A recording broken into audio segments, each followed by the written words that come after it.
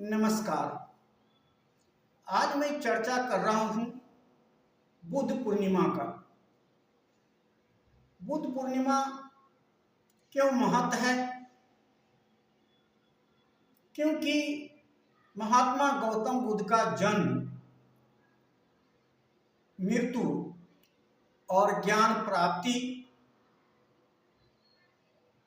बुद्ध पूर्णिमा, वैशाख के बुद्ध पूर्णिमा को हुआ था। इसलिए बौद्धों के लिए यह बुद्ध जयंती के रूप में वैशाख पूर्णिमा को मनाया जाता है। इस बार बुद्ध पूर्णिमा, वैशाख पूर्णिमा बोध गया, जहाँ गौतम बुद्ध को ज्ञान प्राप्ति हुआ था, वहाँ मनाया जा रहा है। वहाँ देश ही नहीं, विदेश से लोग भी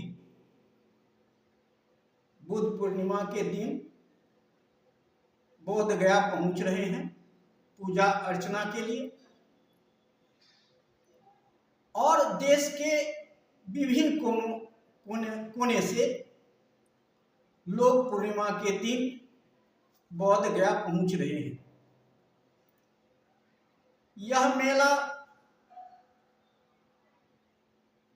बुद्ध पूर्णिमा, वैशाख के बुद्ध पूर्णिमा को इसलिए लगाया जा रहा है कि पूरे भारतवर्ष में इसका संदेश जाए कि बुद्ध पूर्णिमा का क्या महत्व है और क्यों बुद्ध पूर्णिमा मनाया जाता है। इसके संबंध में लोगों तक पहुंचे। गौतम बुद्ध के संबंध में बहुत गांव देहात के लोग नहीं जानते। सम्राट अशोक के विषय में लोग नहीं जानते। केवल बाबा साहब के विषय में लोग जानते हैं कि बाबा साहब ने संविधान को बनाया है, लिखा है और देशवासियों को संविधान बाबा साहब ने दिया है। लेकिन हमारे देश के लोग, अधिकतर लोग यह नहीं जानते हैं कि वह संविधान बनाने वाले बाबा साहब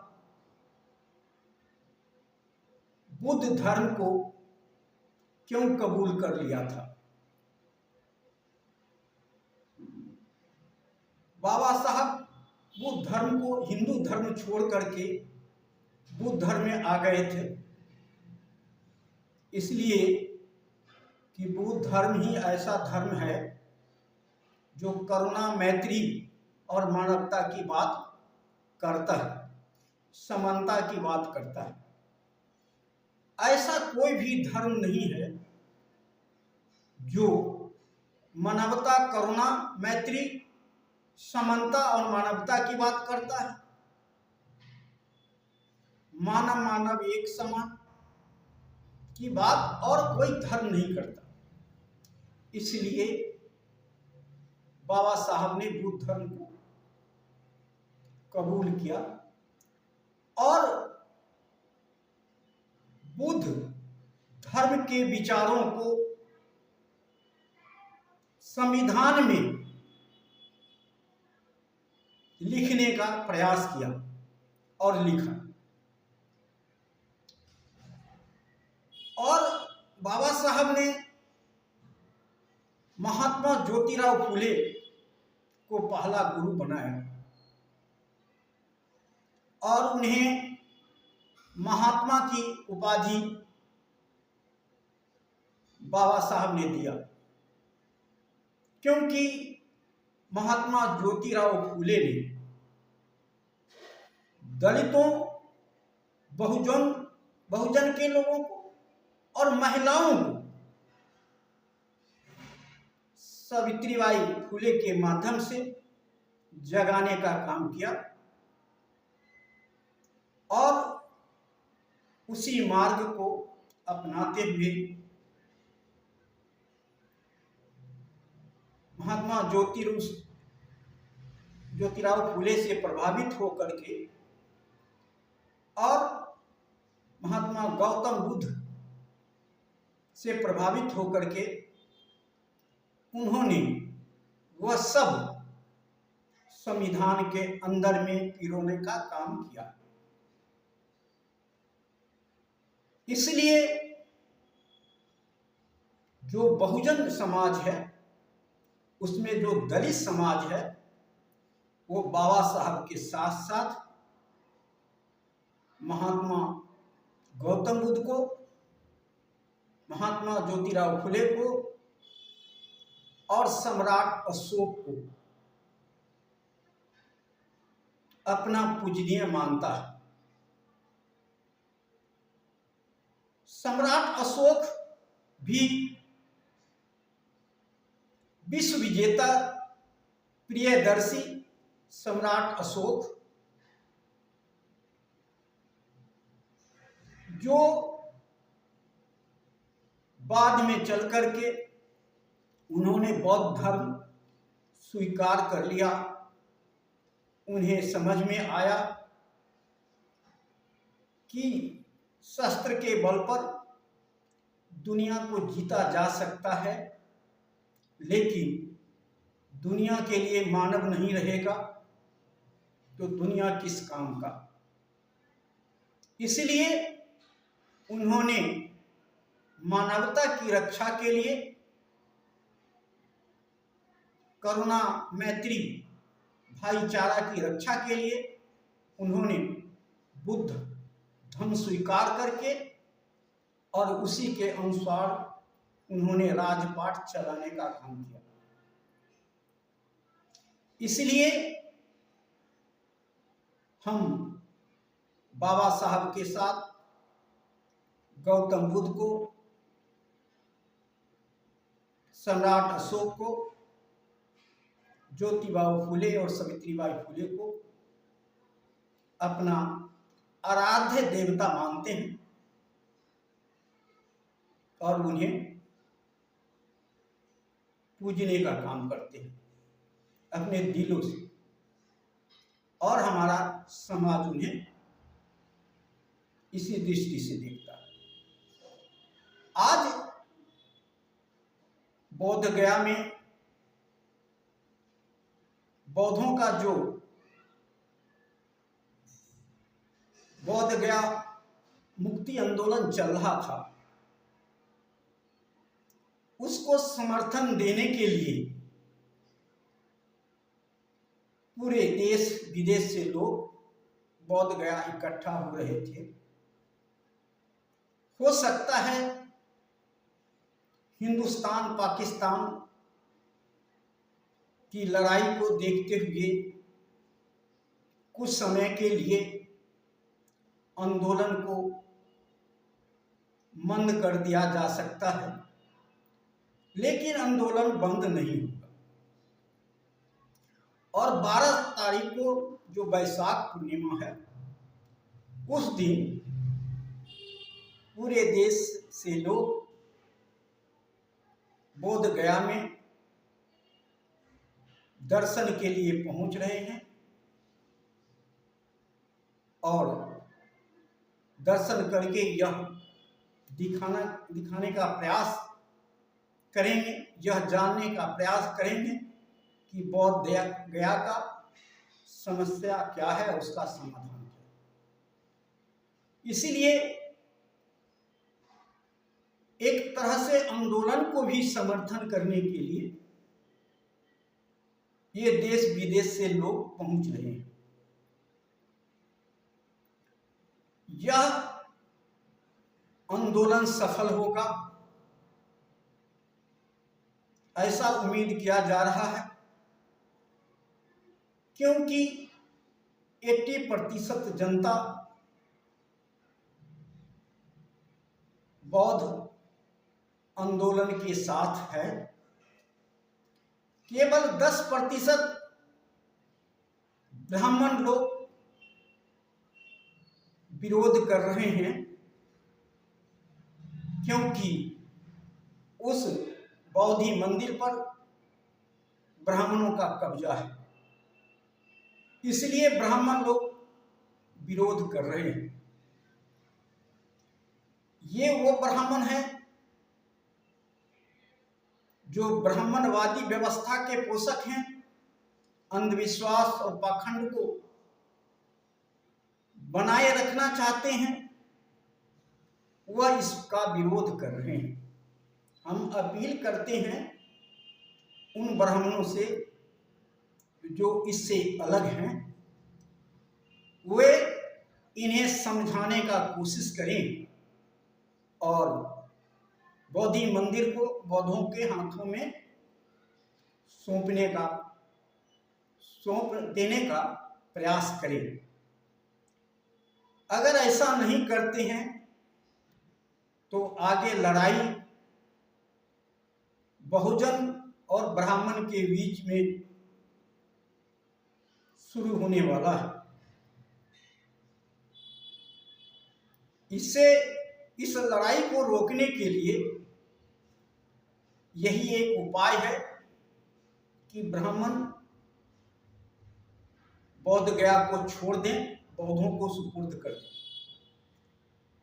नहीं तो बौद्धों का आंदोलन विकराल रूप लेगा और पूरे देशों में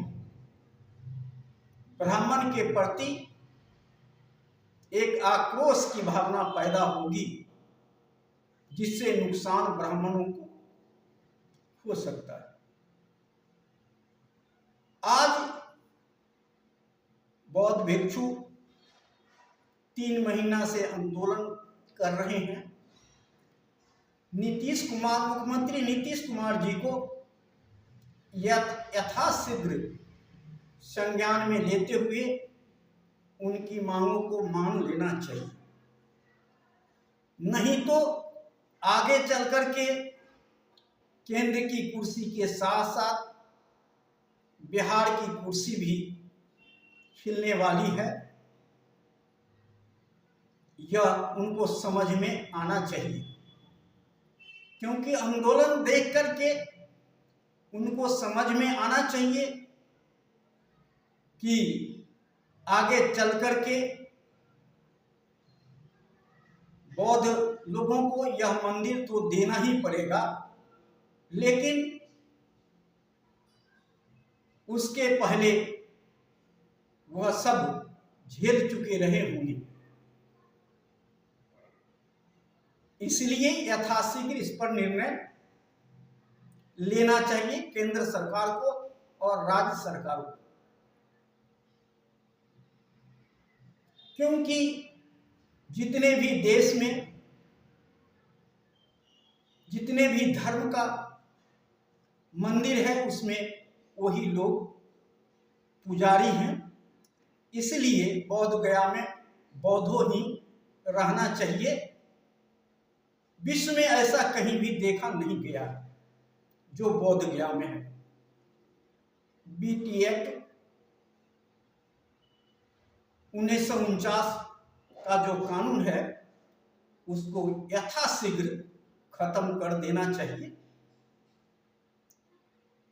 आज दलित तो जगा हुआ है। जिस दिन पिछड़ा जग गया उस दिन ब्राह्मणों की खाट खड़ी हो जाएगी। लेकिन अब सम्राट अशोक, महात्मा ज्योतिराव फुले, सावित्रीबाई फुले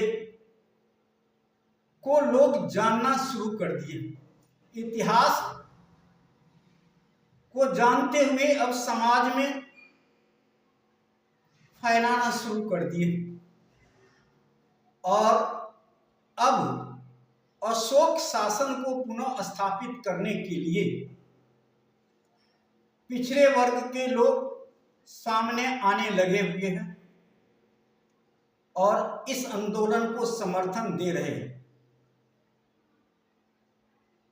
इसलिए ब्राह्मण को मंदिर छोड़ देना चाहिए। अगर बौद्ध मंदिर को नहीं छोड़ते हैं तो आगे और ज्यादा नुकसान हो सकता है, क्योंकि बौद्ध लोगों को आक्रोश के सामने शायद ब्राह्मण नहीं टिकेंगे, क्योंकि 90% बहुजन उनके साथ है और उनके साथ दीवार बनकर के खड़ा रहेगा। आज 3 महीना हो गया आंदोलन का। नीतीश कुमार चाहते तो यह हल हो सकता था, लेकिन नीतीश कुमार अनसुना कर रहे हैं। बौद्धों को ये मांगों को हल्के में ले रहे हैं। यहाँ तक बौद्धों से मिलने का भी काम नहीं कर रहे हैं। जिस प्रकार बौद्ध लोग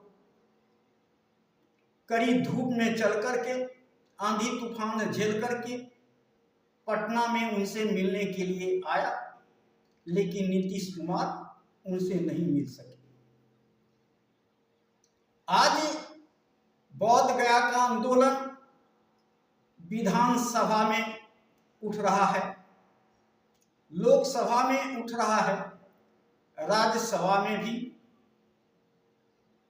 उठाया जा रहा है, फिर भी सरकार आंख मूंदे हुई है। तो मैं बुद्ध पूर्णिमा पर आह्वान करता हूं कि बौद्ध गया बौद्ध मेला में पहुंचने का काम करें। अगर जो आदमी बौद्ध गया नहीं पहुंचते हैं, वे अपने घर पर पर्व की भांति 12 तारीख को बुद्ध पूर्णिमा को मनाने का प्रयास करें। जिस प्रकार अब पर्व मनाते हैं, अन्य पर्व को मनाते हैं, उसी प्रकार बुद्ध पूर्णिमा को मनाने का प्रयास करें। उस दिन घर में साफ सुथरा के बाद खीर बनाने का प्रयास करें, अपने परिवारों को खिलाएं और बाहर के लोगों को भी खीर खिलाने का कोशिश करें। हो सके तो सामूहिक मिलकर के प्रसाद वितरण का भी काम उस दिन किया जा सकता है। और जो बाबा साहब के अनुयायी हैं, महात्मा गौतम बुद्ध को मानते हैं, सम्राट अशोक को मानते हैं, वो अपने घरों के ऊपर पंचशील झंडा लगाने का प्रयास करें, जिससे कि हमारा प्रसार हो। झंडा लगाने से यह प्रसार हो सकता है। इसलिए अपने घरों पर उस दिन झंडा लगाने का प्रयास करें और एक दूसरे से उस दिन, जिस प्रकार बुद्ध पूर्णिमा के दिन एक दूसरे से मिलने जुलने का भी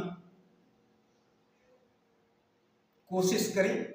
हो सके तो प्रभात फेरी भी वो दिन निकाला जा सकता है, जिससे कि हम एक दूसरे को जनाने का प्रयास करेंगे।